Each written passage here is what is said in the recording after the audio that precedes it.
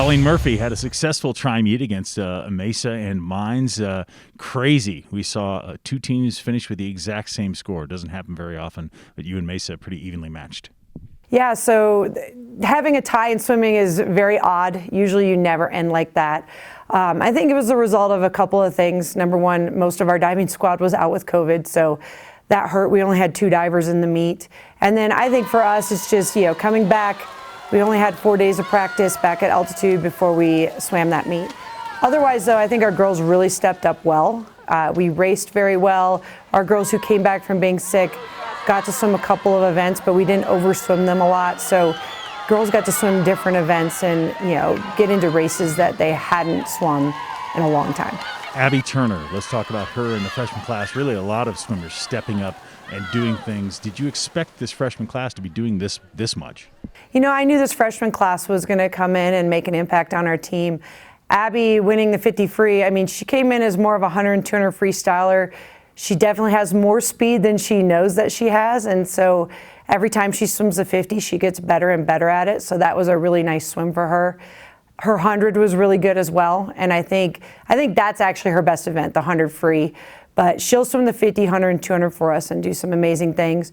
Corbin's a versatile swimmer, so this weekend we couldn't put her in the 400 IM because she was coming back from being sick, which is one of her best events. She still won the 100 fly, did a great job in that. We put her in the 100 breaststroke just to get her into another race, and she's really kind of stepping up in that breaststroke as well.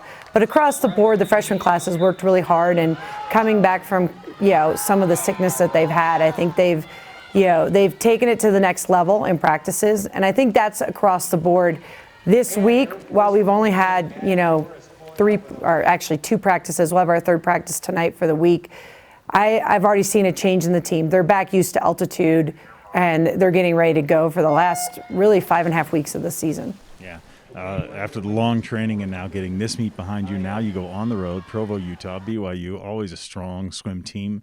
What do you want to see from your team out there? And just tell me about the meet a little bit. So we're taking a small squad out to BYU. Luckily, BYU is about 4,500 feet elevation, which sounds like, hey, that's not a big difference. But in swimming, it makes a huge difference. So going from 7,000 feet and going down to 45, we'll just get to see them kind of finish stronger, being able to go out a little bit faster and really kind of see where they're at this point of the season. This is our only opportunity until we get to conference to really see them swim, at a lower elevation. When we go to DU, we're at 5,000 feet still. So it's going to be an interesting meet to really see where people are at.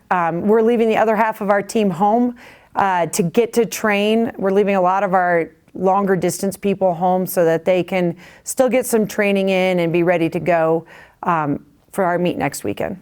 As you look at your team across the board, do you feel excited about what this team could do in the Mountain West as far as you're concerned?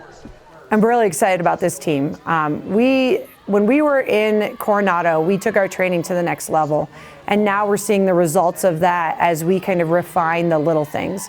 We really talked about yesterday them having intentional practices and really thinking about turns and starts and breakouts and what they're doing underwater and what their stroke feels like. And we'll start getting into more of a race pace speed phase here over the next couple weeks as we get ready for Mountain West. So we're really excited to see what they do there.